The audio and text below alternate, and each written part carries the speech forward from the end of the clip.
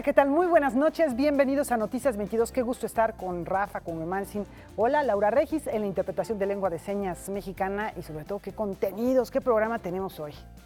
Así es, bueno, vamos a estar hablando a lo largo de esta semana, como comenzó ayer, sobre entornos lunares en esta conmemoración de un cambio de paradigma.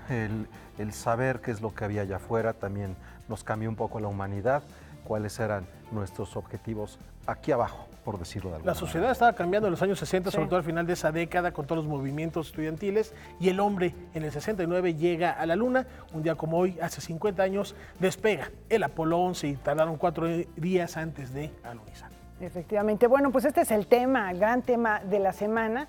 Y por ello estará aquí Julieta Fierro, como ya anunció Rafa hace unos minutos en el avance. Y vamos a comenzar con fotografía y un momento histórico importante para América Latina. Así es, se trata de El Ojo de Pedro Valtierra en Nicaragua.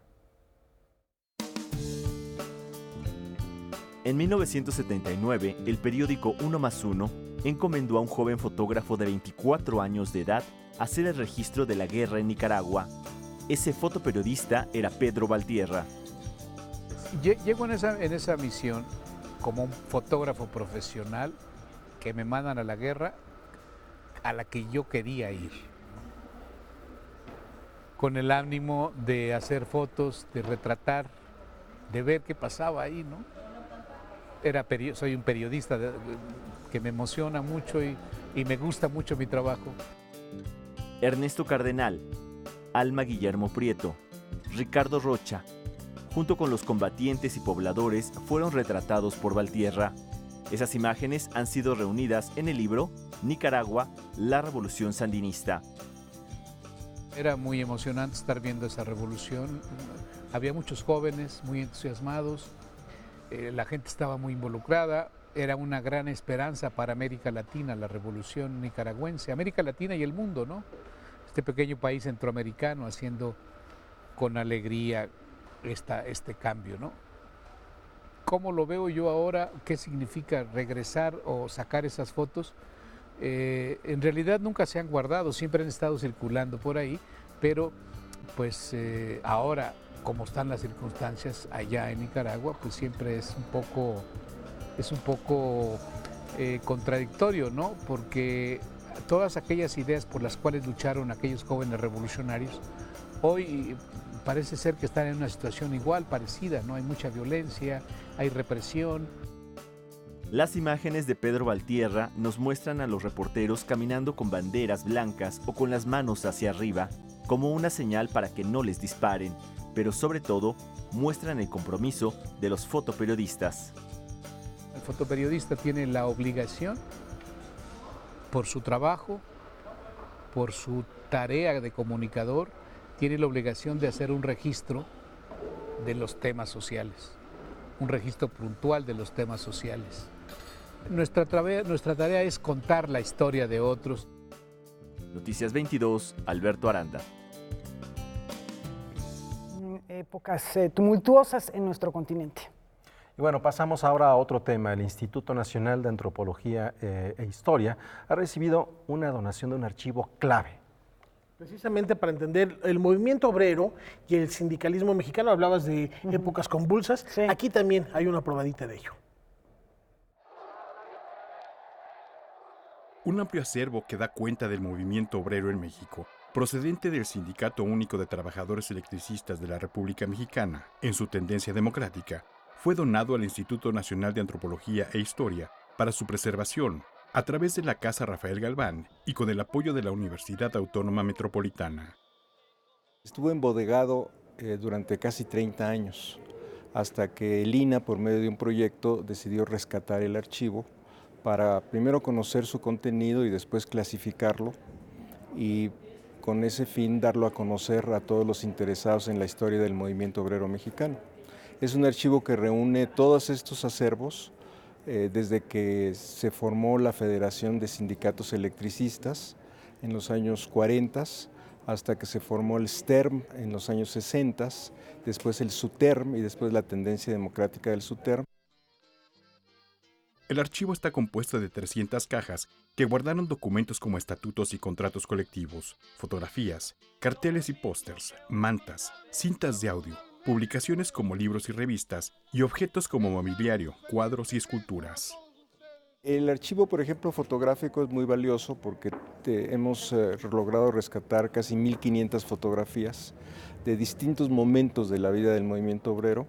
Algunas fotografías recogen historia que va de los años 20 y 30. Los carteles pues, son muy atractivos porque son los pósters que se usaban para llamar a las marchas, a las asambleas, para divulgar la historia o el movimiento sindical. Las cintas de audio pues, son cintas que recogen grabaciones de asambleas, de discursos, de reuniones, de entrevistas, de los personajes y dirigentes sindicales más distinguidos de los años 50, 60, 70. El archivo ya ha pasado por una primera etapa de clasificación para su rescate. Algunos de los acervos ya se encuentran restaurados y clasificados, en tanto que el acervo documental, dada su complejidad de la información, aún está pendiente.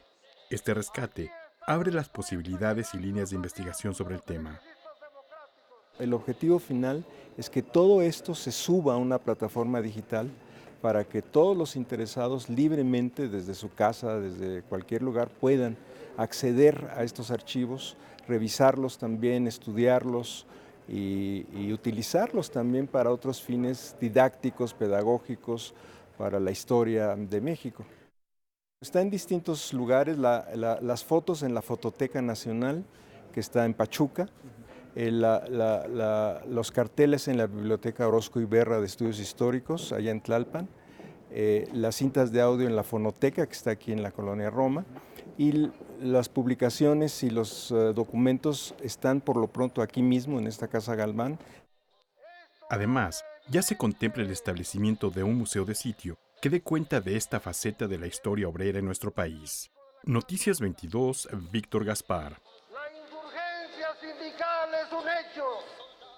Bueno, pues un rescate que yo creo que significa mucho en estos momentos en que estamos revisando movimientos, en que estamos replanteando situaciones que tienen que ver con sindicatos. Así es, y que bueno, tiene también, nos ayuda a entender la forma en la que este país que conocemos como México fue moviéndose en el periodo postrevolucionario. De qué manera también eso se comunicó con ciertas bases, con ciertos sectores. En otro momento comentábamos que la figura del campesino fue fundamental para establecer demandas sociales durante el movimiento de la revolución. Cuando terminó la revolución, la imagen cambió y nos llevó hacia el obrero. Y mientras los artistas ponían overoles y ropa de mezclilla para tratar de estar como mucho más cercanos, algunos de los dirigentes tomaron otra actitud, como ponerse trajes para estar como en un diálogo más con los políticos del momento. A fin de cuentas hubo una cantidad de rupturas y de fragmentaciones dentro de todos estos grupos, pero muchos de ellos siguieron activos y estuvieron vinculados también en la historia del arte de manera muy marcada hasta los años 60. El nacimiento de las instituciones que nos ayudan a entender la historia contemporánea de México del siglo XX para acá. Y en otros rescatamos y platícanos, Laura, ¿qué más nos traes de Quebec? Bueno, pues sí, efectivamente hicimos algunos descubrimientos de artistas jóvenes, artistas que les vamos a ir presentando en los siguientes días. Hoy les tenemos a una joven llamada Laurence Anne, que nos ha mostrado su trabajo en el Festival de Verano allá en Quebec. Ella nació en el sureste de esa provincia, radica actualmente en Montreal.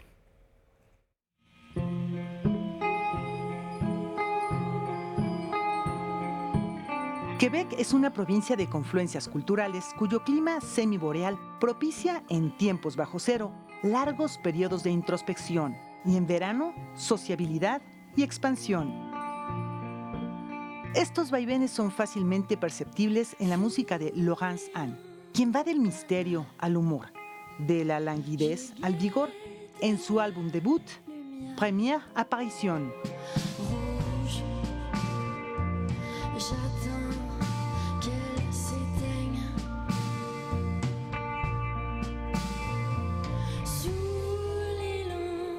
Pour moi, c'est tous les textes, toutes les paroles, c'est comme des messages codés un peu, c'est très imagé. Puis derrière tout ça se cachent comme des histoires que j'ai vécues ou... je pense que c'est justement la transposition de ces émotions-là. Puis j'ai pas envie d'être vraiment directe puis de dire les choses comme elles sont de façon crue. Fait que je préfère justement aller dans les jeux de mots, aller dans les images.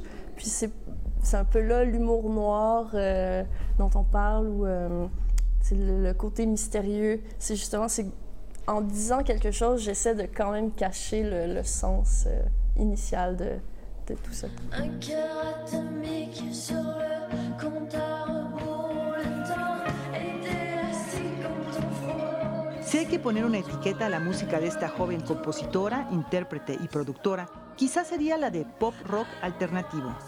La experimentación y la búsqueda en todas las direcciones es notoria, en la música, en la producción misma y en los peculiares videoclips que crea, rodeada de pequeños equipos interdisciplinarios. Je sais où je te retrouverai. Mais en fait, c'est que je côtoie beaucoup d'artistes de différents milieux. Puis j'ai envie de faire en sorte que, tu sais, pour moi, faire un vidéoclip, c'est aussi créer une œuvre artistique. Donc j'aime ça, travailler avec des gens pour qui leur spécialité, c'est faire justement de l'art visuel ou collaborer avec des gens qui font de la danse contemporaine. Puis j'aime ça aller chercher la multidisciplinarité, puis j'ai collaboré avec d'autres artistes, puis amener d'autres dimensions à la musique. Laurence Anne está en continua búsqueda y si bien por ahora es en su lengua materna en la que desarrolla la letra de sus canciones, no descarta probar en otros idiomas. Le français, c'est simplement la langue que je maîtrise le mieux. J'ai habité au Mexique. Me gusta mucho el español. Me gusta cantarlo, pero todavía no me siento muy preparada para escribir canciones en español. Pero cuando vivía, compuse unas canciones, pero todavía no creo que estoy lista para cantar canciones en español. Pero creo que al fin del mes vamos a tener una sorpresa.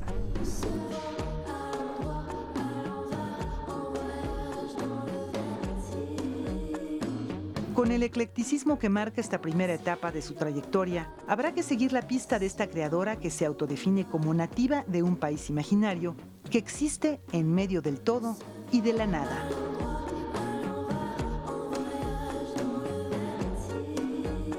Merci beaucoup. Muchas gracias.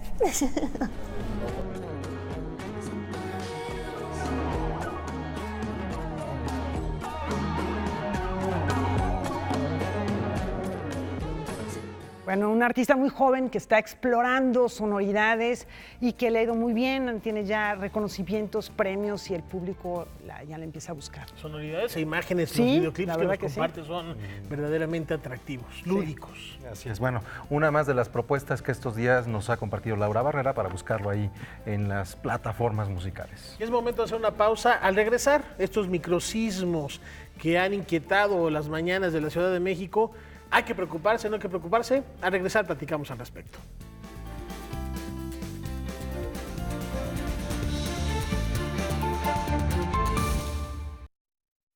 Continuamos aquí en Noticias 22. En los últimos 4 días se han registrado 8 movimientos telúricos en la Ciudad de México, particularmente en las alcaldías Miguel Hidalgo y Álvaro Obregón. ¿Hay motivos para preocuparnos? Bueno, pues aquí está con nosotros el doctor en sismología Víctor Manuel Cruz, quien nos va a ayudar a despejar algunas dudas. Muchas gracias por estar con nosotros. Al contrario, mucho gusto estar con ustedes, encantado. Cuéntanos un poco, vivimos en una ciudad que tiene movimientos telúricos, estamos en un país también con movimientos telúricos. ¿Estos microsismos a qué se deben? Sí, esta sismicidad que hemos visto en los últimos días no es extraordinaria, no es atípica, ¿no? Si bien no son tan comunes estos pequeños sismos como los que ocurren diariamente bajo las costas del Pacífico mexicano, ocurren cuando fallas que constituyen la faja volcánica transmexicana, que es una unidad geológica muy grande que corta el país desde el Pacífico hasta el Golfo de México, dentro de la cual se encuentra la Cuenca de México, se activan por el régimen de esfuerzos tectónicos producidos por la masa de volcanes, toda esa masa de montañas, ¿no? Esos altos que constituyen la faja volcánica, producen esfuerzos distensivos de extensión que han producido al paso de los millones de años múltiples fallas geológicas, o sea, fracturas dentro de esta unidad geológica que eventualmente producen sismos. En el caso de la Ciudad de México han sido más o menos 8 los que se reportaron en este pequeño enjambre de sismicidad, magnitud máxima 2.5, que es incluso para los sismos locales de la Ciudad de México, o sea, los que ocurren justo abajo de la capital, son de magnitud pequeña. En 2004 y 2005, por ejemplo, han habido sismos de magnitud 3.4, 3.5, que son de entre 30 y 40 veces más grandes que estos pequeños que han ocurrido. Ahora, la gente los ha sentido. Es normal que así ocurra, a pesar de su tamaño, de ser tan pequeños, por la cercanía, ¿no? Principalmente. Y también, bueno, también hay que decirlo, después de 2017 estamos mucho más alerta. Lo que quiero decir es que después de vivir un sismo, las personas que tuvimos el 85, ahora los que hemos tenido 2017, de alguna manera nos ponen en un mayor estado de alerta. Unos días después de esos sismos de 2017 también hubo unos sismos en la Ciudad de México que venían del sur, de Tlalpan, ¿no? Sí, es correcto. Sí, es normal, ¿no? Sí, cuando nos toca una sacudida tan violenta como las de 2017, en particular el 19 de septiembre en la Ciudad de México, pero también la del 8 de septiembre o 7 en horario de nuestro país, es normal que la sociedad quede muy sensibilizada, traumatizada, de tal forma que pequeñas sacudidas como las de hace unos días provocan mucha preocupación. Eso es normal, ¿no? De hecho, como sismólogos, nosotros, digamos, astutamente utilizamos esa hipersensibilidad de la sociedad, en específico de los políticos, para que se den cuenta de la importancia que tiene destinar los recursos necesarios para hacer que estos eventos no se traduzcan en desgracia. Entonces sí, después del 19 hubo sismos, eso ya se conocía hace décadas, ¿no? Cuando hay un sismo grande de la costa, o del 19, ¿no? Ahora, que hace 2 años, 17, del 19 de septiembre del 17, aumenta la sismicidad de fondo, por ejemplo, en la cuenca, o sea, pequeños sismos se disparan más, ¿no? Es producto del paso de las ondas que modifican las propiedades mecánicas de esas fallas, ¿no? Bueno, acabas de mencionar un tema que es interesante, que tiene que ver con los presupuestos y con sensibilizar a las personas que están en la política. Para nadie es un secreto que aquello que no se ve, no se invierte. Pareciera que todas las cosas que son más visibles es en donde los políticos de cualquier partido, es algo que nos ha tocado ver en la Ciudad de México, es donde ponen más atención porque se traduce en votos. Y aquello que no se ve, pues no es aparentemente necesario. Lamentablemente los sismos en este momento los sentimos, pero ¿qué tanto eso está reflejado también con sensibilizar presupuestos, un sistema de reacción, haya una actitud completamente diferente, como podemos verlo en naciones sísmicas como el caso de Japón? Claro. Incluso en Japón, tengo ahora mucha relación con colegas allá, es difícil a otra escala, pero, digamos, sostener los presupuestos para la prevención. Finalmente, ellos ya entendieron, ¿no?, que por cada peso que inviertan en prevención, es decir, en acciones que no se ven, ¿no?, como bien dices, no es dinero que se destina al rescate de una ciudad afectada, no.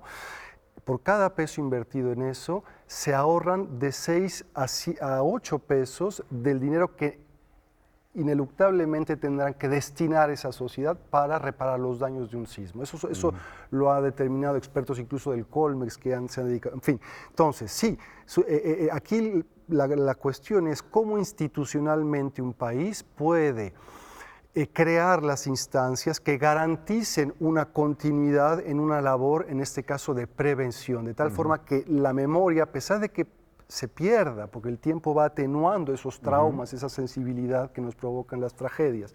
Pero si se institucionaliza el esfuerzo, si se destina de forma como sea que sea, pues es así como a mediano y largo plazo las consecuencias de futuras sacudidas que van a haber e importantes serán menores, ¿no? Rápidamente, ya estamos a unos minutos de concluir esta conversación, Víctor Manuel. ¿Cómo está en ese sentido Protección Civil en estos momentos? Bueno, en estos momentos yo he estado en contacto con Miriam Ursúa, que es la secretaria de Protección Civil actual de la Ciudad de México, e incluso con David León, que es el coordinador nacional. Y yo sí he notado, a diferencia de otras administraciones, que ahora el énfasis está en la prevención. Es una visión mucho más sensata, pues. Yo espero que con los escasísimos recursos que el gobierno está destinando para cosas que son, desde mi perspectiva, vitales para disminuir la desigualdad social, que a pesar de esas limitaciones tan dramáticas, estas personas que tienen una visión desde mi perspectiva, y no solo la mía, muy correcta y pertinente, puedan hacer algo. Pues yo estoy preocupado porque a pesar de esa voluntad, si no hay medios, difícilmente van a lograrlo. Ojalá que no sea el caso, ¿no? Ok, bueno, pues es uno de los puntos que nos ayudará también a nosotros, como un espacio de cultura, de discusión, establecer muchas ideas que nos permitan estar en contacto y ver qué tanto esto se puede concretar de una mejor manera para una ciudad de las dimensiones como esta, la Ciudad de México. Claro, Víctor Manuel, ojalá en otra ocasión tengamos la oportunidad de tocar nuevamente este punto, Encantado. porque no son cosas que pasan, son cosas que continúan. Claro, ¿no? y puedo hablar de cosas que estamos haciendo para prevenir desastres en la ciudad, relacionados a sismos cercanos, en fin, cosas que les pudiera interesar, ¿no? Perfecto. Claro. Estaremos buscándote. Muchas gracias por acompañarnos y quitarnos esta preocupación de los días. Qué bueno. Gracias, Víctor. Pues en efecto son cosas que pasan, la Tierra está viva, está latiendo y siempre se está moviendo, entonces es importante tener esta disciplina y esta... La palabra clave, ¿no? Prevención. Prevención, ante todo. Y nos vamos a otros temas, Laura. Teatro. Sí, Rafa, porque precisamente se acaba de crear una nueva compañía de teatro en la ciudad. Esto no pasa todos los días, ¿eh?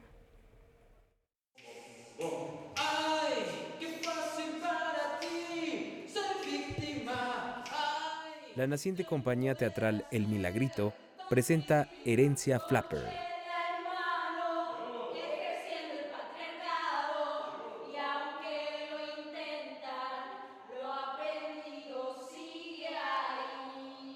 El título alude a las flaperas de los años 20, las pelonas de también aquí de los 20, y eso fue un parteaguas, ¿no? en la historia de los movimientos sociales en México con las mujeres.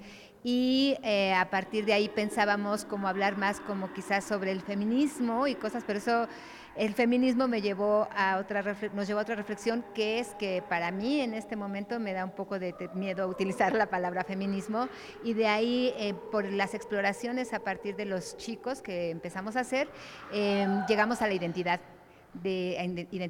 sexual, identidad de género, que son cosas que nos están como confundiendo. ¿No te das cuenta? Estás jugando la heterosexualidad dentro de tu homosexualidad. A raíz del montaje de México 68, un grupo de jóvenes talentosos, recién egresados de 2 escuelas profesionales de actuación, la Escuela Nacional de Arte Teatral y el Colegio de Literatura Dramática y Teatro de la UNAM, coincidieron, además, con la posibilidad de financiar un proyecto ambicioso, de emprender una aventura nueva, sostener una compañía de jóvenes con un elenco estable, con el propósito de dar voz y foro a las propuestas de los nuevos autores, directores e intérpretes de la escena mexicana. Soy Carlos y soy escoliosexual. Y en realidad todo esto, o sea, litsexuales, escoliosexuales, pansexuales, son cosas que no se ven, ¿no? Porque podemos reconocer medianamente a un homosexual y medianamente a una lesbiana, ¿no? A una mujer y a un hombre, por actitudes, ¿no? Pero a un pansexual no, a un litsexual tampoco, a un greysexual no, y lo más curioso es que todos tienen una bandera, todos. Y entonces ahí yo dije, ¿por qué una bandera si en lugar de unirnos nos está separando? Hombre, mujer, salir, no Herencia Flapper es el resultado de un proceso de investigación dirigido por Elfie Bautista, a partir de las exploraciones del elenco Mar Aroco, Valeria Navarro Magallón, Viridiana Tobar Retana, Yenisel Crespo, Dano Ramírez, Iván Sembrano Chacón y Ramiro, quienes conforman El Milagrito.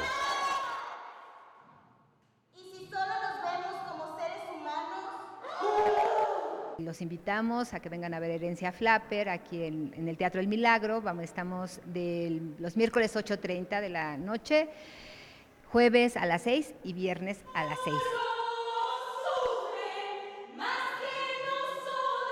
Con información y texto de Salvador Perches Galván, Noticias 22. Bueno, pues suerte en esta aventura a una nueva compañía de teatro en esta ciudad.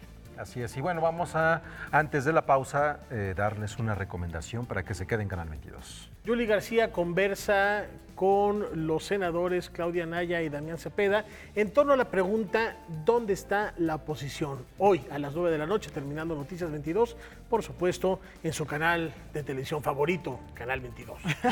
Vamos a la pausa.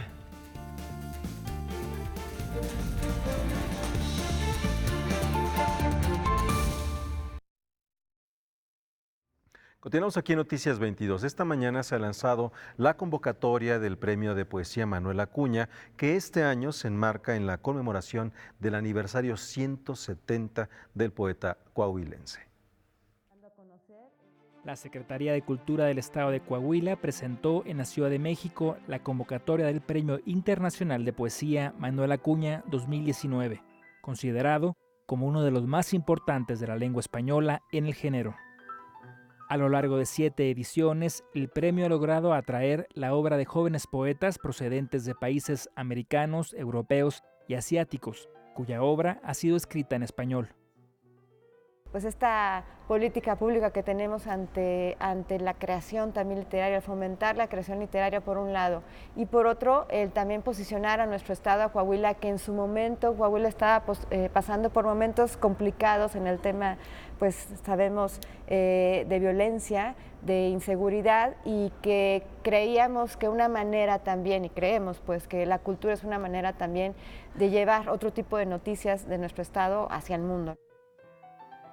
En honor al 170 aniversario del natalicio del gran poeta coahuilense, por primera vez el Premio Manuel Acuña contará con 2 categorías, obra inédita y trayectoria poética, ambas con un premio de $50,000. La intención es estimular tanto el talento naciente como el reconocimiento de poetas consagrados. Por un lado, reconocer la obra, lo nuevo, porque creo que este premio se ha caracterizado, que eso a mí nos ha gustado mucho en lo particular en la Secretaría, el que la mayoría de los 6 ganadores que hemos tenido son jóvenes creadores que están practicando la poesía en su formato más contemporáneo. Entonces creo que eso fortalece mucho también esta parte de la creación. Otros premios pues buscan otro tipo, otro formato también, otro tipo de hacer poesía, pero aquí los jóvenes han prevalecido. Y por otro lado, pues esto, ¿no? También el reconocer a quienes pues nos han ofrecido, nos han regalado su trabajo y su trayectoria en el ramo de la poesía. La recepción de candidaturas arranca este 16 de julio y termina el 22 de noviembre. El anuncio de los ganadores se realizará en el marco de la Feria Internacional del Libro Coahuila 2020. En mayo estaríamos premiando ambas categorías, y dentro pues, de este marco, que nuestra idea es que siga fortaleciendo nuestra feria también, nuestra feria es ahorita una de las más importantes en el norte del país, ¿no? Noticias 22, Omar Vera. Durante el mes de agosto, el Palacio de Bellas Artes va a ser el escenario de las diversas expresiones dancísticas de nuestro país.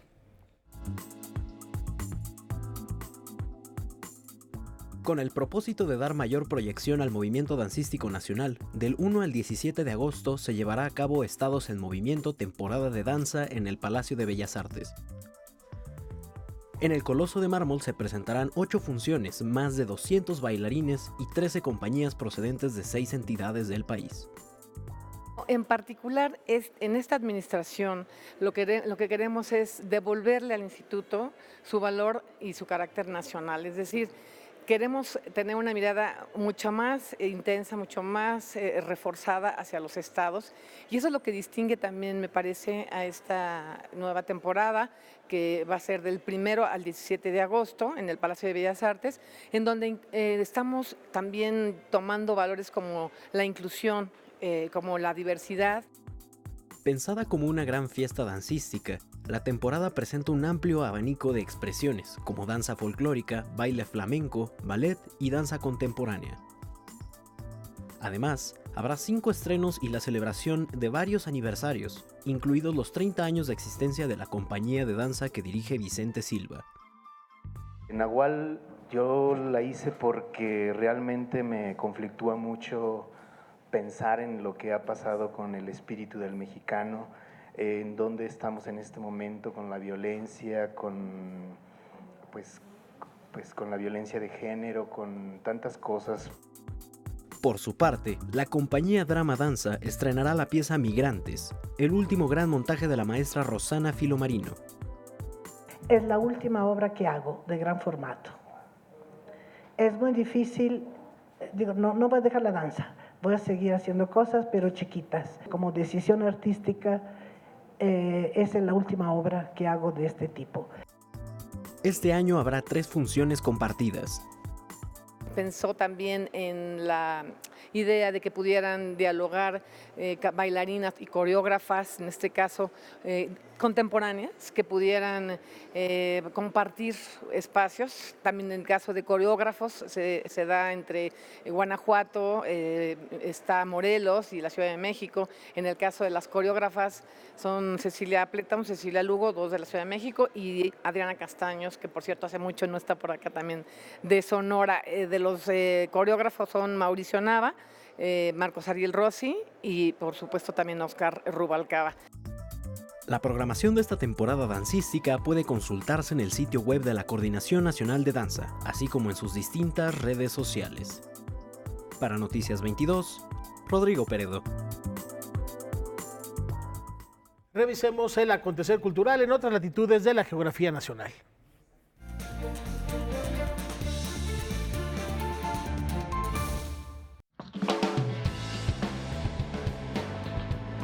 El arte del grabado tiende puentes entre el sur de México y el noroeste de Estados Unidos.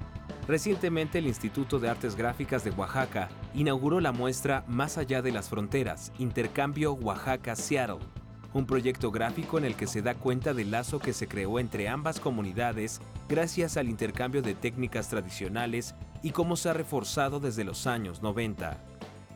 Más allá de las fronteras está conformada por las obras de 40 artistas, 20 por cada ciudad. Por parte del Yago participan artistas como Francisco Toledo, Shinsaburo Takeda y varios discípulos de ambos. La Orquesta Sinfónica del Estado de México busca acercar la música clásica a personas de todas las edades y de cada rincón del territorio estatal. La segunda edición del Festival de Verano visitará los municipios de Naucalpan, Metepec y Texcoco del 19 al 27 de julio. Bajo la batuta del maestro Rodrigo Macías, este festival estará conformado por 2 programas, el primero denominado Gamers Música de Videojuegos y el segundo Armando Manzanero Sinfónico. La iniciativa busca cautivar a nuevos públicos y al mismo tiempo erradicar la idea de que la música de orquesta es solo para ciertos sectores de la población. Los conciertos son de entrada libre y sin boleto. La Orquesta Filarmónica de Jalisco ha sido reconocida como la mejor orquesta del país por la Sociedad Mahler de México, organización que reúne a más de un centenar de músicos, melómanos y musicólogos de todo el país y tiene similares en países como Estados Unidos, China, Japón e Inglaterra. Esta distinción se entrega desde el año 2000 de forma anual y hasta ahora solo la habían recibido directores. Es la primera vez que le es otorgada a una orquesta. Como un gesto de gratitud, el ensamble jalisciense dirigido por Jesús Medina buscará interpretar el ciclo completo de sinfonías de Gustav Mahler. La profesora y guitarrista clásica paraguaya Berta Rojas será la primera mujer reconocida con la guitarra de plata del concurso y Festival Internacional de Guitarra de Taxco, que inicia este 28 de julio con un concierto a cargo de la homenajeada. En esta 22ª edición participan 5 países: Paraguay, Italia, Perú, Cuba y desde luego México. Una de las actividades principales de esta fiesta es el Concurso Internacional de Guitarra para Solistas y Ensambles de Guitarra, cuyos premios van de los 10 a los 30,000 pesos.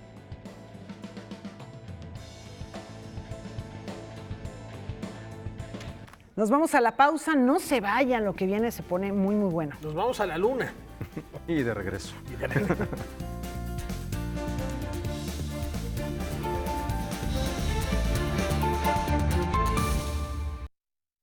A las 9:30 de la mañana del 16 de julio de 1969 despegaba el Saturno V en la misión Apolo 11 con la meta de conquistar la Luna un día como hoy, hace exactamente 50 años. Pero la conquista de la Luna ha estado en la mente de la humanidad y como un guiño y también recomendación, este libro de Augieo, que es de Luciano de Samósata, quien murió en el año 190 en Atenas. Él relata en esta edición bilingüe, en griego y en español, encuentros de centuriones peleando allá en la Luna. Hoy es martes de Enfoque y está con nosotros Julieta Fierro.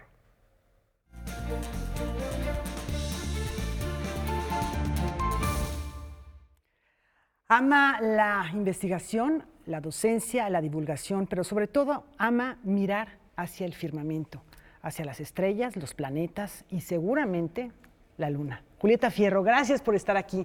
Gracias por acompañarnos en este día tan especial. ¿Quién mejor que tú para platicar acerca de este cuerpo de celeste y de muchos otros, de nebulosas también, de neutrinos también, con lo que nos estabas comentando hace unos momentos que nos están atravesando en este preciso instante? Julieta, ¿tú recuerdas los primeros momentos en los que te preguntabas cosas sobre lo que ocurría allá arriba, siendo muy pequeña seguramente? Claro que sí, pues un amanecer que mi papá me despertó a ver por la ventana un cometa, imagínate. Y era de esos como de cuento, así la estrella muy luminosa y la cola. Y después libros donde había choques de galaxias. A mí me pareció que eso era lo máximo que podía existir. O sea, siempre me ha fascinado esto del cielo. Y cuando entré a la Facultad de Ciencias y vi que había carrera de astrónomo, yo no dudé. Dije, eso es lo mejor del mundo. Porque yo creo que muchos niños nos interesamos por ver el cielo, las estrellas, el universo, pero con el tiempo dejamos de mirar hacia arriba, ¿no? Bueno, primero porque no se ve y después porque no nos damos cuenta que más allá de lo que vemos hay muchísimo más, cosa que no podemos ver con nuestros ojos. No puedes ver las hermosas galaxias espirales, ni esto que dices tú, las nebulosas, donde nacen las estrellas nuevas. Y como eso no se ve a simple vista, no somos conscientes de que existe todo eso. Y además, pues, no se enseña en la escuela. Pero como no se enseña feo, no odiamos a la astronomía, lo cual ya es una maravilla. Bueno, tú tienes técnicas de enseñanza bárbaras, como presentarte, por ejemplo, en patines, ¿no? Bueno, sí, como sabes, no hay como distraer al enemigo para que meterle la ciencia el conocimiento, sin que se dé claro. cuenta. Julieta, ¿y cuándo te diste cuenta de la importancia de la divulgación, que es un trabajo que has hecho de manera continua? Tienes más de 40 libros publicados, de los cuales la mayor parte, más de la mitad de tus libros publicados, son libros de divulgación y además con nombres muy divertidos. Pues cuando me invitaron a hacer divulgación, y me fue bien, y me siguieron invitando, y yo dije, no, pues esto es lo mío. O sea, escribe un libro, órale, y salió bien, y hace un programa de tele, y salió bien. Y así pues como tú, ¿cómo sabes que eres mediática? Porque pues siempre tienes presencia en todos lados, ¿no? Tú sabes que es lo tuyo, me imagino. Y bueno, has estado efectivamente en tele, en radio, en todos los medios posibles, en muchos foros nacionales e internacionales. Los niños, yo veo que se entretienen mucho, aprenden mucho y se divierten mucho, más allá de la parte, digamos, muy formal que realizas en la universidad, pero con los niños tienes un contacto muy peculiar. Me gusta porque son honestos, preguntan por curiosidad y se emocionan ante cualquier cosa. Y les gusta hacer experimentos y a mí me gusta echar relajo y les gusta que ellos sean los que participen, que no sea yo la que eche rollo, sino que ellos hagan las demostraciones. En fin, es fantástico. Y además veo que en todo el país hay niños extraordinarios. La mejor pregunta que me han hecho en toda mi vida fue una vez que estaba yo en Mérida, pedí que me llevaran a la escuela más pobre posible. y me llevaron a una escuela donde estaban los hijos de las mujeres presas.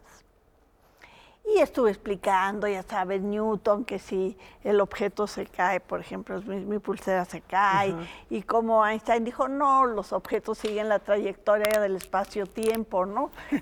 Tal cual. Tal cual, ¿no? Tal cual. Y una niñita me dijo, tú nos dices cómo se mueven los objetos, pero no nos has dicho por qué hay gravedad. Una niñita de cuarto de primaria, hija de una mujer presa, con una inteligencia que se hace preguntas iguales a las que se hicieron Newton y Einstein. Julieta, porque la parte fundamental de la ciencia no es solamente las respuestas, sino hacer las preguntas apropiadas, ¿no? Llegar a las preguntas. Claro, por eso cuando un niño te hace una buena pregunta y le dices no sé, es la felicidad mayor que te puede dar, porque ese es un científico en potencia.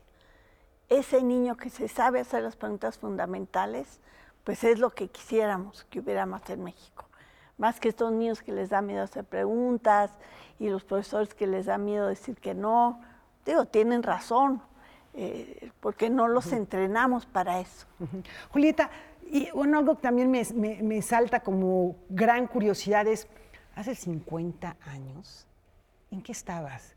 Estaban viendo en tu casa, eras una pequeñísima quizá. No, hombre, tenía mi novio y estaba en casa del novio. ¿Cómo crees? A ver, cuéntame cómo fue ese día. Porque bueno, uno escucha los relatos de las familias reuniéndose a ver por televisión esto. ¿Cómo fue en tu caso? Pues en mi caso, pues yo estudiaba física. Wow. Ya habían estado los astronautas, uno vino a México, un ruso, me firmó mi libro de mecánica cuántica, yo me sentía lo máximo. Y pues fuimos a casa de mis futuros suegros y mi suegro estaba atacado de por qué estudiaba yo física, que eso ni servía para nada y las mujeres no tenían por qué estudiar. Entonces se negaba que pusiéramos la tele a ver lo del hombre a la luna, pero bueno, se dio. Y ahí vimos mi suegra, mi suegro, mi cuñado y mi marido y yo, el momento grandioso de la llegada del hombre a la luna. Y después cuando he ido a la NASA y he visto los instrumentos de cerca, digo, pero ¿cómo le hicieron? Porque parecen de hojalata las naves. Y además todos los avances ahora, que se sacaron lo que había de las gavetas de hace 50 años, incluso ahora que estaba aquí el geofísico explicando de los sismos terrestres, pues en ese momento se dejaron sismógrafos en la Luna, pero no se pudieron analizar los datos, eran demasiado complejos. Pero ahora con las compus modernas se pudieron analizar y personas como él, que todavía está aquí en el estudio, pues han analizado cómo son los sismos en la Luna, que son distintos a los de la Tierra. Ahí tienen que ver con así como la Luna produce mareas en la Tierra, pues la Tierra jala tantito a la Luna y le produce sismitos.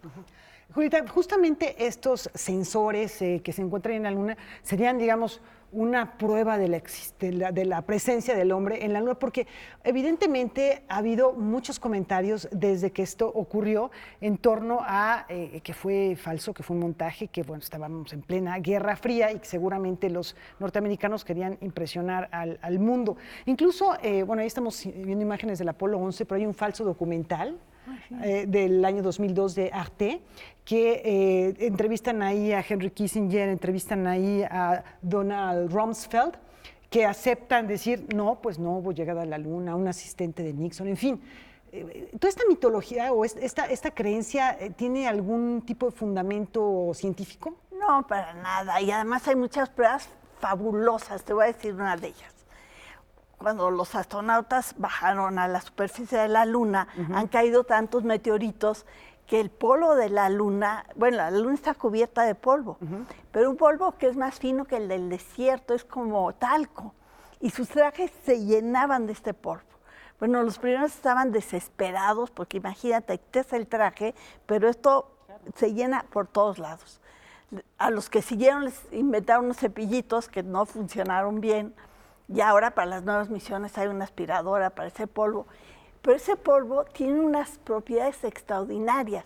50 años después se ha juntado ese polvo, se ha mezclado con unos tipos de pegamentos y ahora se puede utilizar en impresoras 3D para fabricar instrumentos. ¿Cómo crees? Así es que los próximos astronautas que vayan a la Luna, si necesitan un desarmador, un martillo, pues van a imprimir con este polvo fino, con rigolita, y este pegamento especial, los instrumentos que necesiten en la Luna.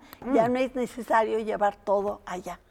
Así es que, bueno, imagínate, no solo tenemos la evidencia de este material lunar, sino que ya lo podemos usar para otras cosas. Bueno, y esto entonces echa por tierra cualquier duda que pudiese haber. Y la idea de que, ¿por qué no regresar a la Luna? ¿Es necesario que vuelvan a ir personas a la Luna? ¿Irán de nuevo? Hemos escuchado de pronto el turismo espacial, quizá la posibilidad de ir a la Luna. Por ¿Tú cómo ves eso? supuesto, claro que sí. La NASA ha recibido recortes presupuestales, pero los empresarios norteamericanos, claro que quieren ir a la Luna. Quieren hacer desde tours alrededor de la Luna, cementerios lunares para que tengan ahí a sus muertitos. Tú lo ves pasar ahí al abuelito no sé cuál. Y hasta utilizar los minerales de la Luna.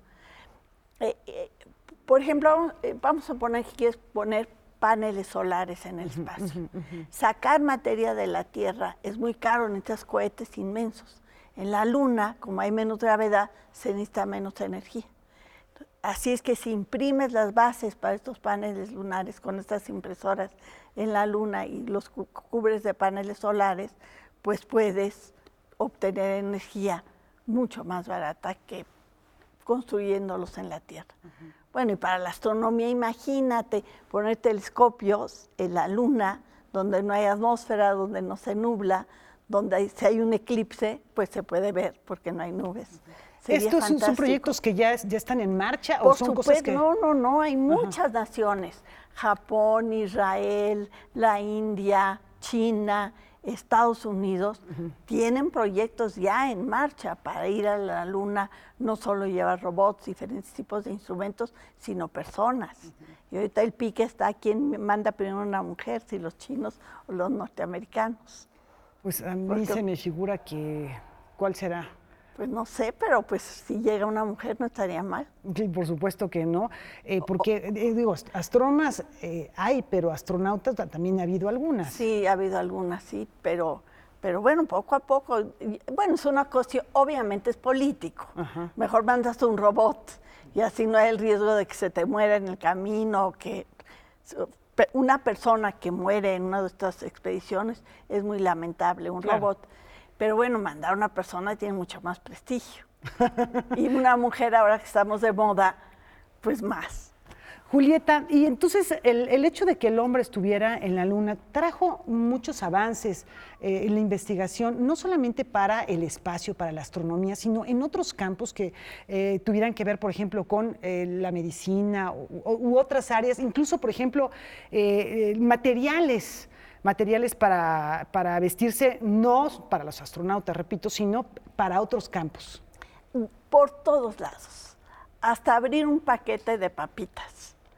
Cuando les empezaron a inventar más comida deshidratada, pues no podían abrir los astronautas los paquetes. Y entonces inventaron esas ranuritas en una esquina para poder abrir un paquete. Hasta cosas así de simples. Los tenis, estos modernos que son ligeros, flexibles, estos pañales que solidifican la orina, todas estas cosas son de tecnología espacial. Bueno, las computadoras, ni se diga, el avance fue increíble, la aerodinámica.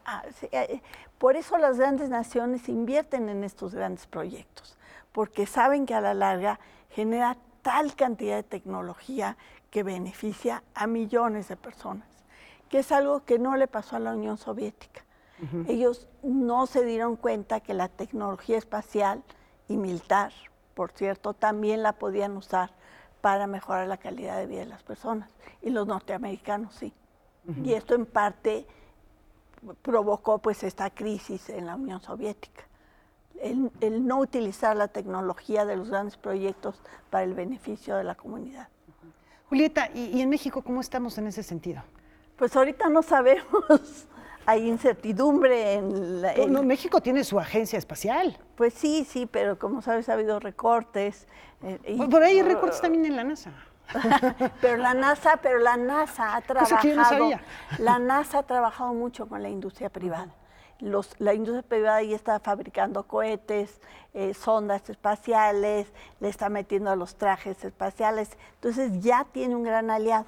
Los científicos mexicanos no hemos trabajado suficiente con la industria, no hemos escuchado a los industriales, no les hemos pedido qué quieren, cómo los ayudamos. Hay muchos casos de éxito, pero no suficientes. Y por eso todavía no hay suficiente subsidio de la industria de la ciencia. Pero hay ejemplos increíbles. ¿Te acuerdas cuando los agaves azules estaban muriendo? Pues el director de CONACYT de la época dijo, ¿qué hago? Convocó a todos los centros CONACYT y dijo, quiero que todos propongan ideas para el agave azul y que todos evalúen los proyectos de otros. Entonces, por ejemplo, el Centro de Matemáticas, así de Guanajuato, así estos que escriben ecuaciones que no entiendes nada, dijeron, primero hay que aislar a las poblaciones enfermas. Y modelaron matemáticamente cómo había que aislar eso. Después hay que salvar a las plantas sanas, que están las sanas. aislaron. Luego, ¿cómo las reproducimos rápido? Hicieron modelos de eso, pero descubrieron algo muy importante, que en lugar de que la piña tuviera que vivir 3 años para producir tequila, 9 años, el tiempo podía reducirse a 3 años. Pues la verdad, una propuesta muy interesante de científicos mexicanos que ojalá ahora se pongan las pilas con el sargazo, por ejemplo, ¿no? Que estamos viviendo una crisis tremenda y seguramente tú estarás ahí, Julieta, contribuyendo con tu conocimiento, con tu entusiasmo por la ciencia, por ese amor que tienes hacia la divulgación, hacia el acercamiento a los jóvenes. Y bueno, quiero hacerte una pregunta, digamos, ya para finalizar, muy personal, una pregunta estilo cuestionario Proust. Si hubiera algún cuerpo celeste en el que pudieras habitar una estrella, un planeta, o no sé, quizá la misma luna. Pues la luna, posible. Julieta, de Saturno, ¿tú no te irías a tu luna a vivir? Claro, es una de las lunas de Saturno. Pues, que se llama Julieta, claro que ahí, pues... faltaba más. No es cierto. Bueno, hay muchos mundos. Bueno, Dulcinea de la Estrella Cervantes no estaría mal.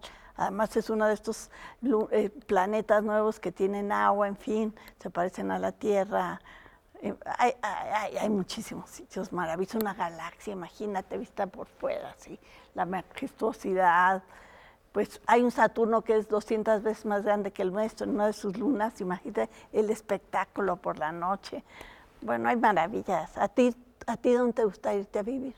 O sea, yo también siempre he pensado la luna, por toda la mitología que hay, por esa imagen con la que hemos crecido de la luna, que es, digamos, lo femenino, es la parte más misteriosa, es